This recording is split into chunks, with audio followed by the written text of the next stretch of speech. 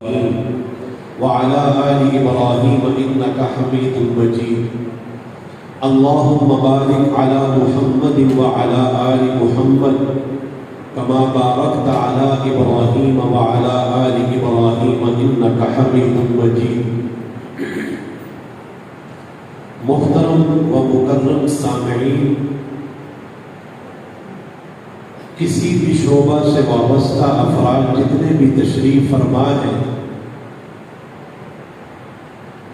اپنی بات سے قبل تمہیداً ایک بات عرض کروں گا۔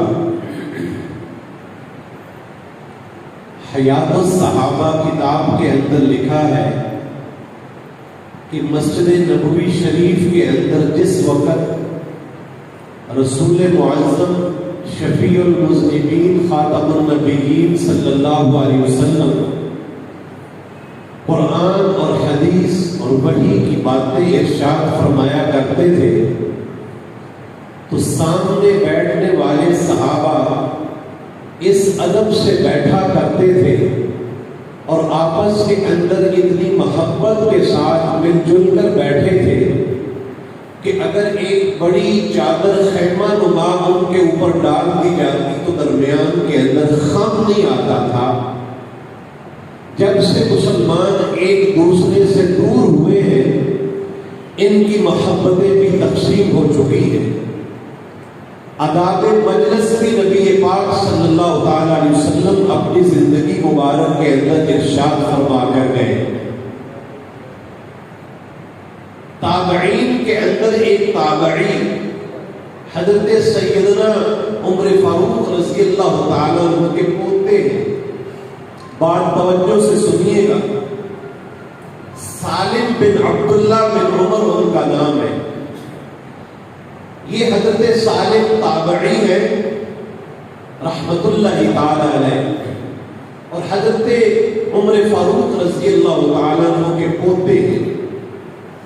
ایک دفعہ بیت اللہ شریف کے اندر حضرت سالم بن عبداللہ رحمت اللہ تعالی علیہ مناجات کے اندر، تسبیحات کے اندر عین بیت اللہ کے قریب متوجہ ہو کر اللہ رب العزت سے مناجات کر رہے تھے۔ وقت کا گورنر آیا اور وہ حضرت سالم رحمت اللہ تعالی علیہ کے بالکل قریب بیٹھ گیا۔ جب حضرت مناجات سے فارغ ہوئے تو اس نے اپنا تعارف کروایا، کہنے لگا کہ میں وقت کا گورنر ہوں، آپ کو کسی چیز کی ضرورت ہو تو میں آپ کے قدموں کے اندر بیٹھا ہوا ہوں۔ حضرت سالم رحمت اللہ تعالی علیہ نے ایک نگاہ اس وقت کے گورنر پر ڈالی اور ایک نگاہ بیت اللہ کے اوپر ڈال کر کہنے لگے، اللہ کے گھر میں بیٹھ کر اللہ کے غیر سے امید لگانا، اس کو میری غیرت گوارا نہیں کرتی۔ وہ خاموش اور شرمندہ ہو گیا۔ حضرت پھر مناجات میں مصروف ہوئے۔ جب اپنی عبادات مناجات سے فارغ ہو کر بیت اللہ شریف سے باہر نکلے، لوگ ادباً تعظیماً احتراماً اکراماً سلام اور مصافحے کے لیے سامنے آئے، تو وہی گورنر جو بیت اللہ شریف کے اندر ملا تھا، وہی مجمع کو چیرتا ہوا دوبارہ حضرت سالم رحمت اللہ تعالی علیہ کے سامنے آیا۔ آ کر پھر اپنا تعارف کر کے کہنے لگا کہ حضرت، میں وقت کا گورنر ہوں، میرے لائق کوئی خدمت ہو تو بتلا دیجیے۔ سوال کا جواب سنیے گا۔ حضرت سالم رحمت اللہ تعالی علیہ اس کی طرف مکمل متوجہ ہوئے اور فرمانے لگے، ارے وقت کے گورنر، تو مجھے اختیار دے رہا ہے کہ مجھ سے جو مانگو گے میں دینے کے لیے تیار ہوں۔ میرا تجھ سے سوال ہے، تو مجھے دنیا دے سکتا ہے یا دین دے سکتا ہے؟ اس نے کہا کہ دین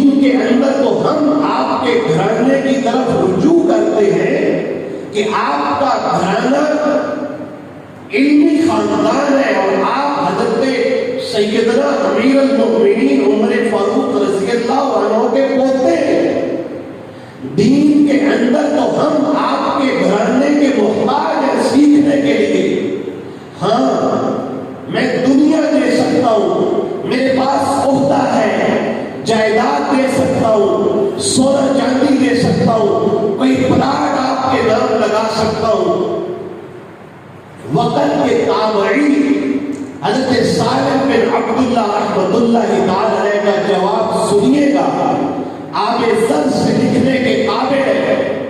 جب اس وقت کے گورنر نے کہا کہ میں دنیا دے سکتا ہوں تو حضرت سالم رحمۃ اللہ تعالی علیہ جرأت کے ساتھ ارشاد فرمانے لگے، ارے وقت کے گورنر یاد رکھ، جس خالق کائنات نے یہ فردی اور کمینی دنیا بنائی ہے، میں نے کبھی اس دنیا کا سوال اس بنانے والے سے نہیں کیا.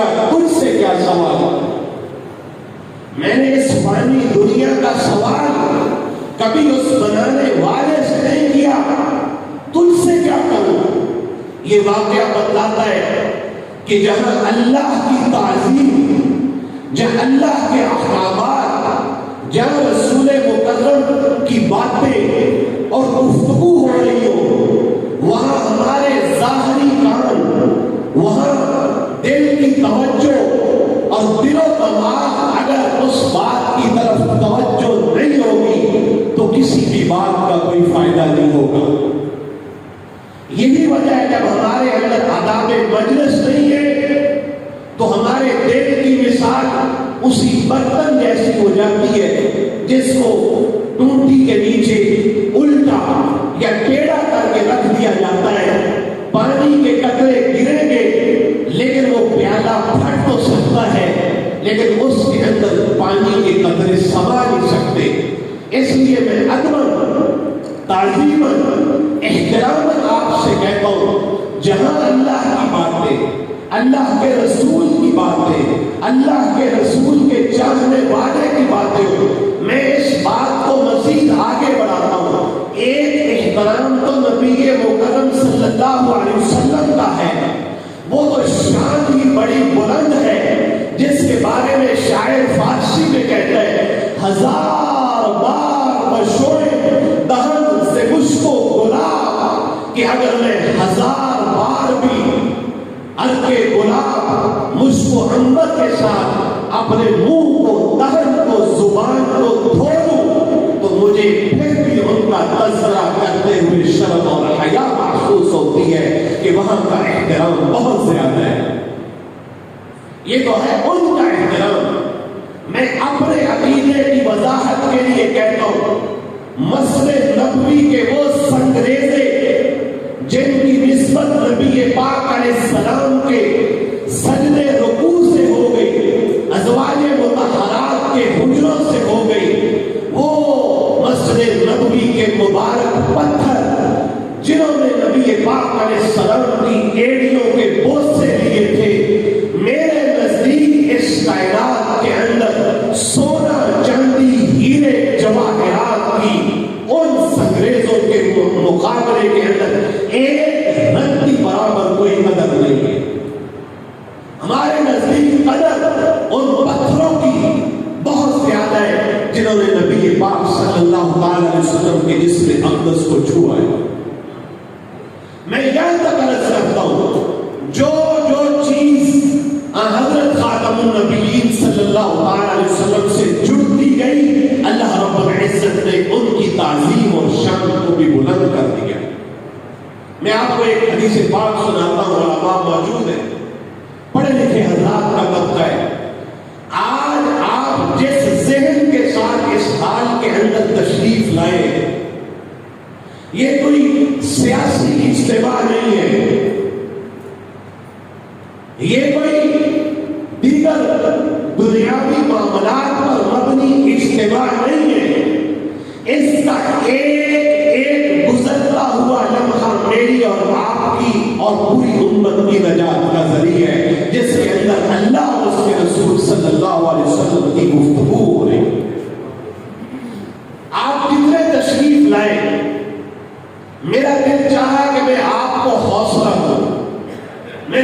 حدیث پاک تلاش کی کہ اس دور کے جو مسلمان ہیں آیا ان کے متعلق اللہ کے پیغمبر صلی اللہ تعالی علیہ وسلم نے کوئی بشارت دی ہے؟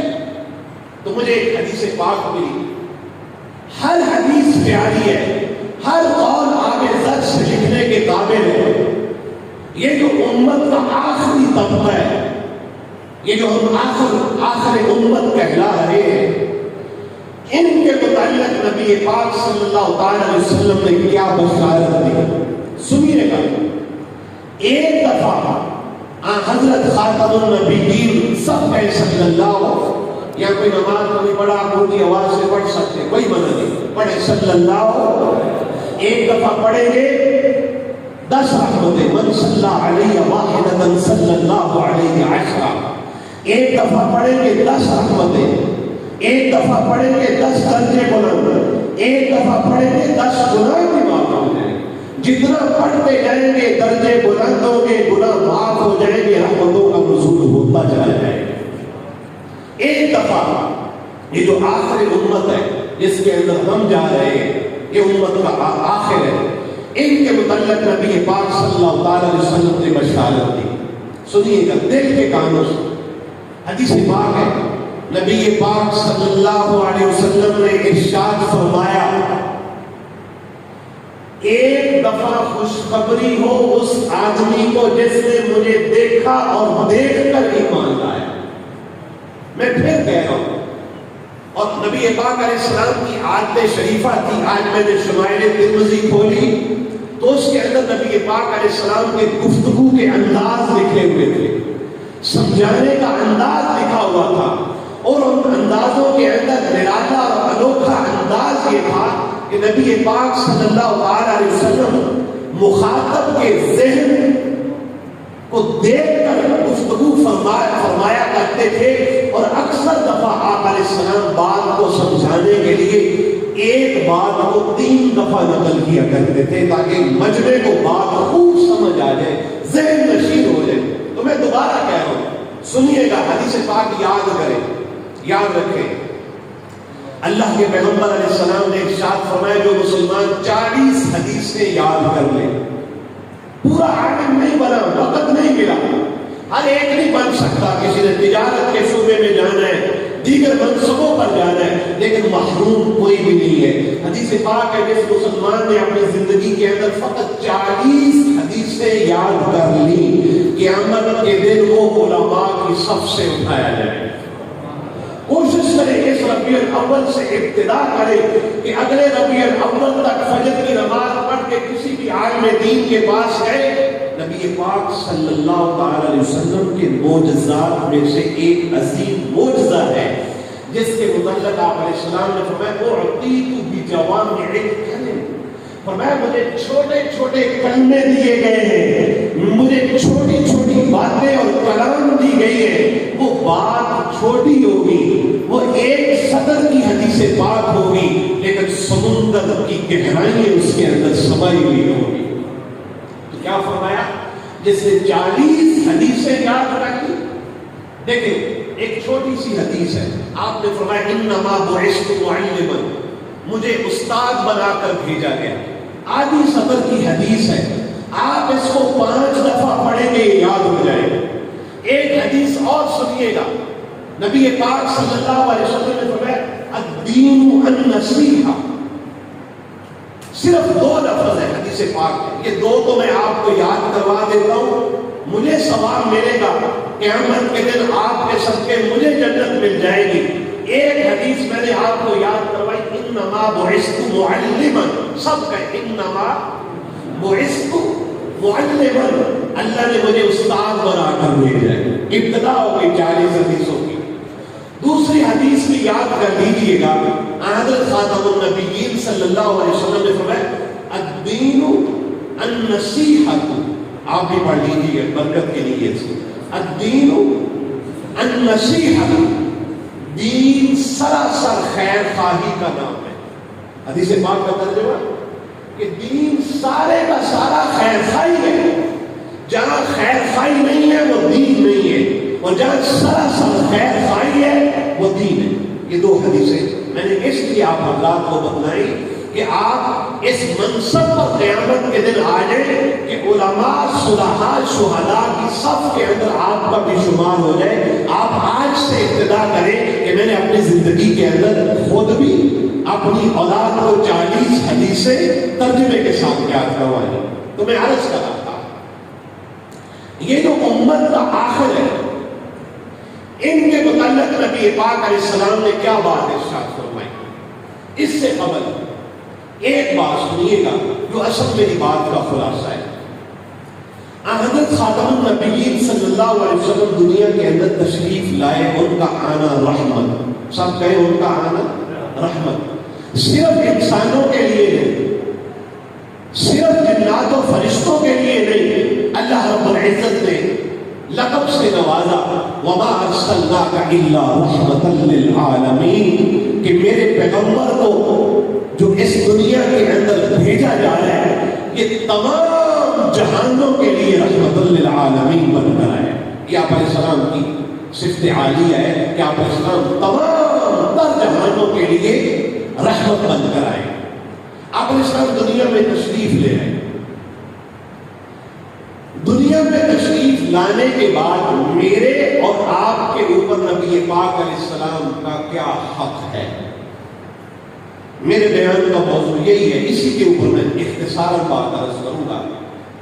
یہ ایک پنکھا آپ کے سامنے لگا ہے, آپ دکان سے خریدنے کے لیے گئے,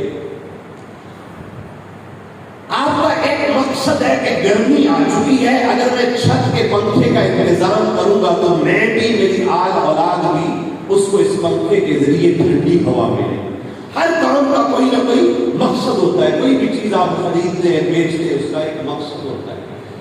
آیا نبی پاک صلی اللہ علیہ وسلم اس دنیا کے اندر مبعوث ہوئے, تشریف لے کر آئے, آپ کی پیدائش ہوئی ہے, جسمانی بھی ہوئی ہے, آغاز وحی کے ساتھ نبی پاک علیہ السلام کی روحانی ولادت بھی ہوئی ہے. آیا نبی پاک علیہ السلام کے ہم امتیوں کے اوپر کوئی حقوق نہیں؟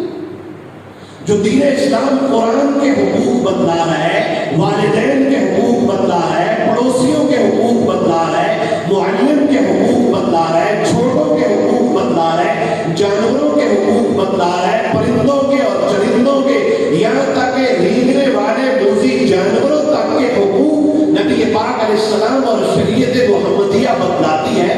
آیا بحثیت امت ہونے کے ہمارے اوپر نبی پاک علیہ السلام کے کیا حقوق ہیں؟ میری گفتگو یہی ہے.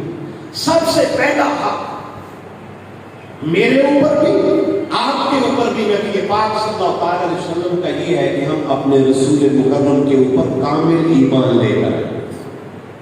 اس کو ہم اس پیرائے سے قتل کرتے ہیں ایمان بالرسول, اپنے رسول کو دل سے تسلیم کرنا, اور اتنا تسلیم کر لینا اپنے دل میں اپنے نبی کے اوپر اتنا پختہ ایمان لانا کہ حضرت سیدنا امام ابو حنیفہ فرماتے کہ اپنے پیغمبر کو اپنے دل میں اتنا پیوست کر لو اور ان کی ختم نبوت کے اوپر اتنا کامل یقین رکھو کہ اگر دنیا کا کوئی آدمی تمہارے سامنے آ کر دعویٰ کرے کہ تمہارا محمد رسول اللہ آخری نبی نہیں ہے بلکہ مرزا قادیانی آخری نبی ہے, تو امام ابو حنیفہ فرماتے اگر کسی دعوی نبوت کرنے والے نے دعویٰ کیا اور امت کے کسی مسلمان نے اس کے دعوے سے سن کر یہ کہا کہ تو نے جو نبوت کا دعویٰ کیا ہے اس دعوے کے اوپر دلیل کیا ہے,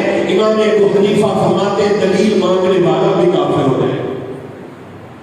اپنے رسول کے اوپر اتنا پختہ ایمان لانا, اس کو کہتے ہیں ایمان بالرسول, جس کے اندر ذرہ برابر تزلزل نہ ہو. سنیے گا ایمان کیا چیز ہے اور آپ کے لیے کیا بشارت ہے. حدیث پاک سنیے گا, نبی پاک صلی اللہ علیہ وسلم نے ارشاد فرمایا میرے اور آپ کے متعلق, فرمایا ایک دفعہ خوشخبری ہو اس کو جس نے مجھے دیکھا اور دیکھ کر ایمان لایا. آگے سنیے گا, فرمایا 7 دفعہ خوشخبری ہو جس نے مجھے دیکھا بھی نہیں سن کر ایمان لے آیا.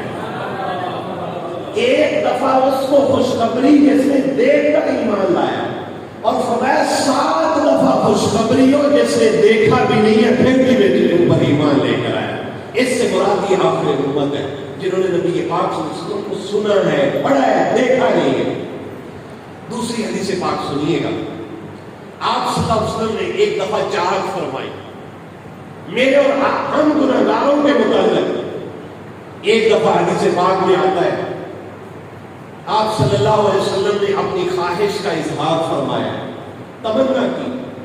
حدیث پاک کے الفاظ سنیے گا، اللہ کے پیغمبر صلی اللہ علیہ وسلم نے ارشاد فرمایا میری بڑی تمنا ہے کہ میں اپنے بھائیوں کو دیکھوں۔ صحابہ نے عرض کیا آپ کے بھائی کون ہیں؟ اللہ کے پیغمبر صلی اللہ علیہ وسلم نے ارشاد فرمایا جنہوں نے مجھے دیکھا بھی نہیں بن دیکھے ایمان لے کر آئے۔ یہ امت جنہوں نے دیکھا بھی نہیں، ان کو نبی پاک صلی اللہ تعالی علیہ وسلم نے فرمایا کہ یہ وہ میرے اپنے بن دیکھے ایمان لائیں گے۔ اتنی بشارتوں کے باوجود ہمارے اوپر حقوق نبوت میں سے پہلا حق ہے کہ ہم نبی پاک صلی اللہ تعالی علیہ وسلم پر کامل ایمان لے کر آئیں، جس کے اندر ذرہ برابر ردی برابر کسی شک اور شبہ کی گنجائش نہ۔ یہ پہلا حق ہے نبی پاک صلی اللہ علیہ وسلم کا۔ دوسرا حق حضرت خاتم النبیین صلی اللہ تعالی علیہ وسلم کا، وہ ہے اطاعت اور اتباع۔ وہ ہے اطاعت اور اتباع کہ ایمان لانے کے بعد جب تم نے اپنے آپ کو نبی پاک صلی اللہ علیہ وسلم کے سپرد کر دیا ہے تو ان کی کامل اتباع اور اطاعت کے بغیر نہ تمہاری دنیا بن سکتی ہے نہ تمہاری آخرت بن سکتی ہے۔ اور اتباع کیسی ہو، اطاعت کیسی ہو، یہ دوسرا حق ہے نبی پاک صلی اللہ علیہ وسلم کا۔ میں اس کی ایک مثال دیتا ہوں، مثال سے بات سمجھ آ جاتی ہے۔ آپ علیہ السلام وعظ و نصیحت فرما رہے تھے مسجد نبوی شریف میں۔ اللہ رب العزت ان مبارک دنوں کی برکت کی بنیاد پر جو حرم مکی اور مدنی کھول دیا گیا ہے، اللہ رب العزت کے ساری مجلس والوں کو اپنے در حبیب کی زیارت کروائے، بیت اللہ شریف کی بھی اور حرم مدنی کی بھی، سب کہیں آمین۔ آپ اس طرح واضح نصیحت فرما رہے تھے، کچھ صحابہ مسجد نبوی شریف کے دائیں بائیں کناروں پر کھڑے تھے۔ آپ علیہ السلام نے اچانک ارشاد فرمایا بھائی بیٹھ جاؤ۔ کیا فرمایا؟ بیٹھ جاؤ۔ آپ منبر پر تھے، کچھ بیٹھے ہوئے تھے کچھ کھڑے تھے۔ ایک صحابی حضرت عبداللہ ابن مسعود رضی اللہ تعالیٰ عنہ مین دروازے کی دہلیز پر تھے، گھر سے آئے تھے، ابھی وہی دہلیز پر پہنچے تھے کہ ان کے کانوں کے اندر پڑا کہ نبی پاک علیہ السلام نے حکم فرما دیا ہے جو جہاں ہے وہی بیٹھ جائے۔ حضرت عبداللہ ابن مسعود رضی اللہ عنہ نے آگے بڑھنا گوارا نہ کیا کہ میں چل کر آگے چلا جاؤں، کیونکہ کامل اتباع کا تقاضا یہ تھا کہ نبی نے جہاں کہہ دیا ہے وہی بیٹھے۔ جب آپ علیہ السلام نے دور سے دیکھا کہ عبداللہ ابن مسعود تو دروازے کی دہلیز پر بیٹھا ہے تو آپ صلی اللہ علیہ وسلم نے فرمایا عبداللہ آگے آ جاؤ اور میرے سامنے تشریف رکھو۔ اس سے پتہ چلا کہ جو حقوق نبوت ہے ان میں سے دوسرا حق یہ ہے کہ ہر معاملے کے اندر نبی پاک صلی اللہ علیہ وسلم کی کامل اطاعت اور اتباع اختیار کی ہے۔ ایک مثال اور، حضرت عمر فاروق رضی اللہ عنہ کے زمانے کے اندر انہوں نے مذاکرات کے لیے اپنا ایک سفیر بھیجا اور اس کا نام تھا جسامہ بن مصاحب رحمۃ اللہ تعالی علیہ۔ کیسر و کسریٰ کے ساتھ مذاکرات تھے۔ وہ جو بادشاہ تھا اس نے اس کے سامنے ایک کرسی رکھی، وہ جو مسلمان سفیر تھا وہ اس کرسی پر بیٹھ گیا کہ بادشاہ سلامت نے میرا احترام کیا کہ میرے سامنے کرسی پیش کی۔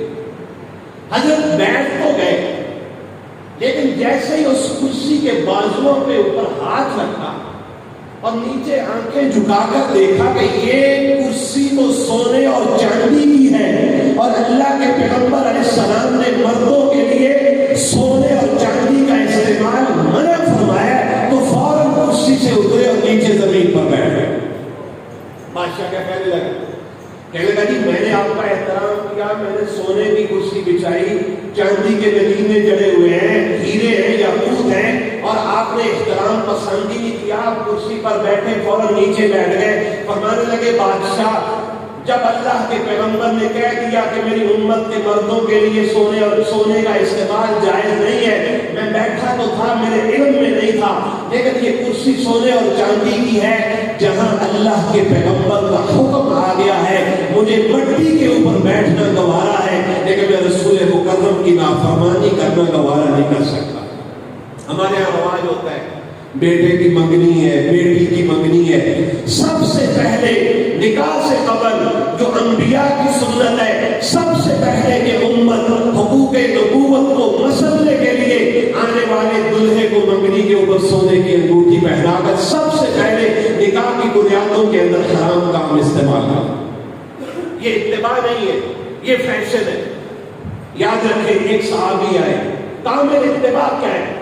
اس کے انگلی کے اندر سونے کی انگوٹھی تھی، آپ کے سامنے سلام دیا، حضرت خاتم النبیین صلی اللہ علیہ وسلم نے دیکھ لیا کہ اس کے ہاتھوں کے اندر سونے کی انگوٹھی، آپ صلی اللہ علیہ وسلم کے چہرے کا رنگ بدل گیا۔ اور یاد رکھیں جہاں اللہ کے احکامات ٹوٹے، اللہ کے رسول صلی اللہ علیہ وسلم کی سنتوں کا مذاق ہو یا ان کے ادب اور احترام کے اندر تعظیم میں کمی آئے، وہاں ایک عالم کی صفت ہے کہ اس کے چہرے کا رنگ بدلنا چاہیے۔ نبی پاک علیہ السلام کی شمائل ترمذی کے اندر صفت لکھی ہے بینہما عرق یضرہ الغضب، کہ جہاں اللہ کا حکم ٹوٹا کرتا تھا، نبی پاک علیہ السلام کے یہ دونوں ابرو، میری طرف دیکھیے گا، یہ دونوں ابروؤں کے درمیان یہ جو ناک سے اوپر جگہ ہے، حدیث پاک کے اندر صحابہ کی عظمت اور شان سلامت رہے، صحابہ نے نبی پاک علیہ السلام کی مسکراہٹ کو بھی نقل کیا، صحابہ رضوان اللہ مجمعین نے نبی پاک علیہ السلام کے غصے کی کیفیت کو بھی نقل کیا۔ صحابہ فرماتے جہاں اللہ کے احکامات ٹوٹا کرتے تھے، نبی پاک صلی اللہ علیہ وسلم کے چہرے کا رنگ سرخ ہو جاتا تھا، اور ابروؤں کے درمیان یہ جو وین جاتی ہے یہ اس طرح پھڑپھڑانا شروع کر دیتی تھی۔ صحابہ مزاج شناس نبوت ہوا کرتے تھے، وہ سمجھا کرتے تھے کہ اب نبی پاک صلی اللہ علیہ وسلم کو کسی چیز کی خبر ملی ہے یا کوئی اللہ کا حکم ٹوٹا ہے تو وہاں نبی پاک صلی اللہ علیہ وسلم کے مبارک چہرے کا رنگ سرخ ہو جاتا تھا۔ صحابی سامنے آئے، انگوٹھی سونے کی پہنی ہوئی، آپ نے پاس بلایا، تاخیر نہیں کی کہ حکم رب بھی ٹوٹا ہے، آپ نے فرمایا تم نے جہنم کا انگارہ پہنا ہوا ہے۔ کیا فرمایا؟ تم نے سونا نہیں پہنا، جہنم کا انگارہ پہنا ہوا ہے۔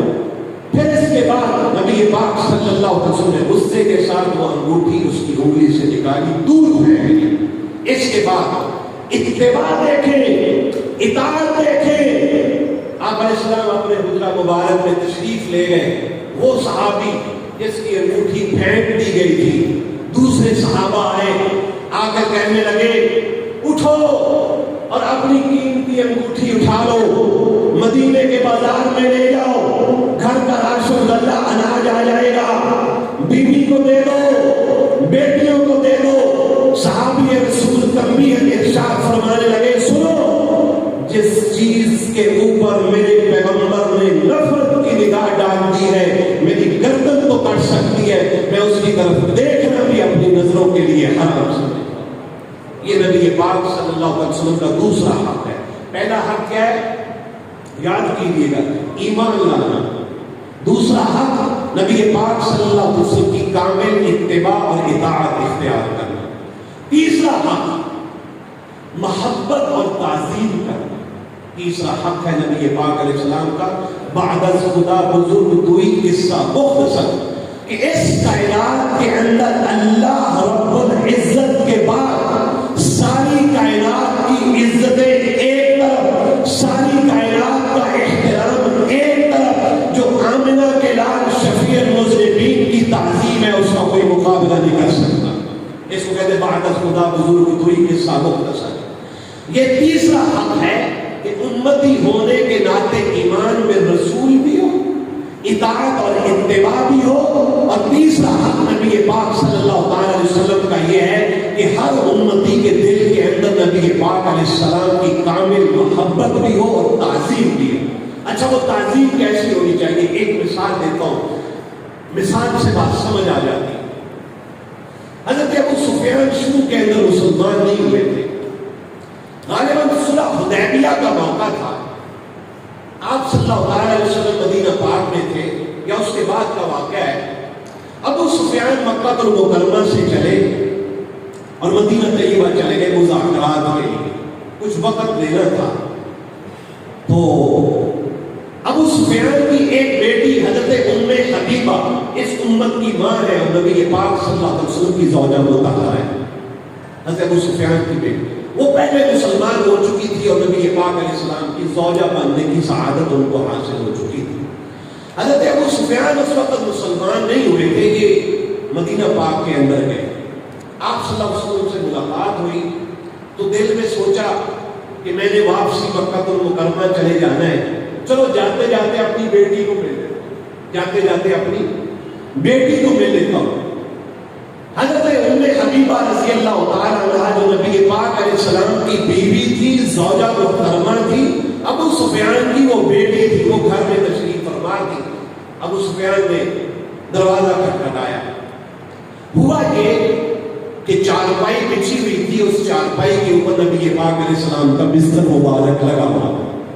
اسی بستر پر جب آپ علیہ السلام حضرت ام حبیبہ رضی اللہ عنہ کے گھر میں آتے تھے تو اسی بستر کے اوپر وحی بھی اترا کرتی تھی اور آپ علیہ السلام اس بستر کے اوپر آرام بھی فرمایا کرتے تھے۔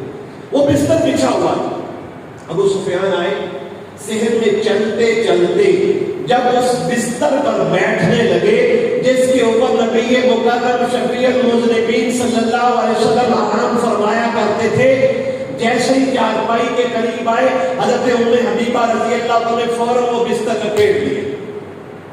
اب سگا باپ ہے، باپ کے آنے پر بستر بچھایا جاتا ہے، لیکن ام حبیبہ رضی اللہ عنہ نے وہ بستر لپیٹ دیا۔ ابو سفیان بہت بڑے باپ تھے، بڑے تھے، کہنے لگے بیٹی کیا میں اس بستر کے قابل نہیں ہوں یا بستر پرانا ہے کہ تو نے اور بچھانا ہے اور یہ میرے قابل نہیں؟ بیٹی کی محبت رسول دیکھے، تعظیم رسول دیکھے، وہاں یہ نہیں دیکھا جاتا کہ باپ ہے تو چھوڑ دو۔ حضرت سیدنا ابو بکر صدیق رضی اللہ کا بیٹا جب مسلمان ہو گیا تو کہنے لگا ابا جان غزوہ بدر کے موقع کے اندر کئی دفعہ آپ میری تلوار کی زد میں آئے لیکن میں نے باپ سمجھ کر چھوڑ دیا۔ سیدنا صدیق اکبر کہنے لگے بیٹے غیرت ایمانی کا تقاضا یہ ہے، تو نے تو باپ سمجھ کے مجھے چھوڑ دیا تھا، اگر تو ایک دفعہ بھی میری تلوار کی زد میں آ جاتا تو میں تجھے محمد رسول اللہ کا دشمن سمجھ کے قتل کر دیتا۔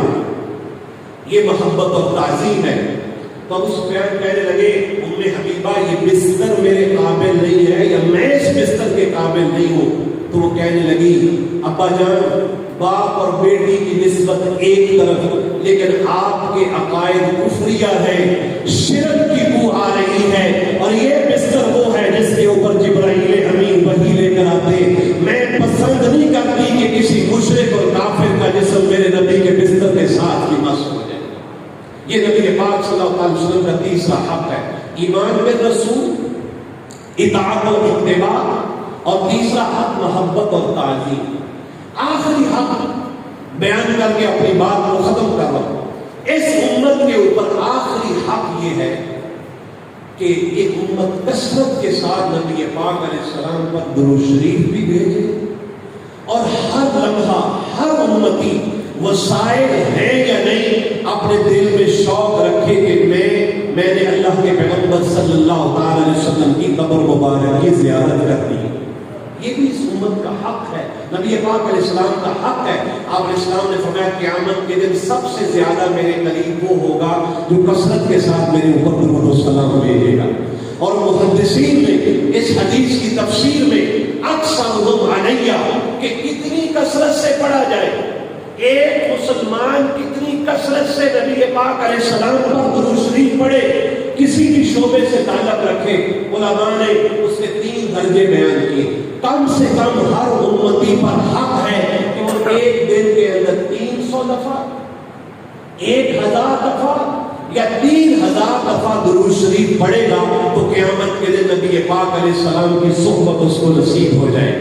لہذا کوشش کریں اس حدیث کے مطابق. دنیا ادھر کی ادھر ہو، غم ہے، شادی ہے، نکاح بیاہ، دکھ سکھ ہے، روزانہ کم سے کم 300، 1000 یا 3000 درود شریف پڑھے بنا نہ سوئے.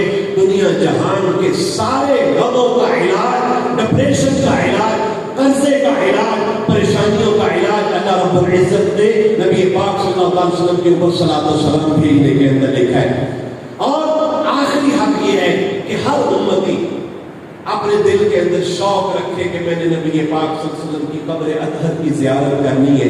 حدیث پاک ہے من زار قبری وجبت لہ شفاعتی، جس نے میرے جانے کے بعد ایمان کی حالت میں میری قبر کی زیارت کر لی کہ یہ میرے پیغمبر صلی اللہ علیہ وسلم کی قبر اطہر ہے، اس نیت سے گیا، ایمان کی حالت میں گیا، ایمان کی حالت میں مرا، تو نبی پاک علیہ السلام نے فرمایا جس نے ایمان کی حالت میں میری قبر کی زیارت کر لی، قیامت کے دن میری شفاعت اس کے لیے واجب ہو گئی کہ قیامت کے دن میں اس کی ضرور شفاعت کروں گا.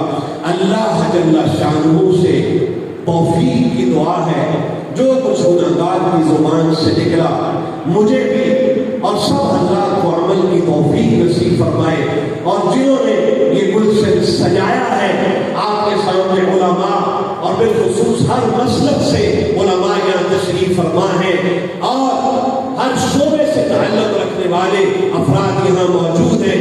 اللہ رب العزت جس نے تلاوت کی، نعت پڑھی، بیان ہوئے، درود شریف پڑھا، کسی طرح بھی اس نے اپنے وجود کو یہاں لا کر اپنا حصہ ڈالا ہے، قیامت کے دن نبی پاک علیہ السلام کی شفاعت کا مستحق قرار دے، ایمان کی زندگی اور ایمان کی موت نصیب فرمائے. وآخر دعوانا ان الحمد للہ رب العالمین.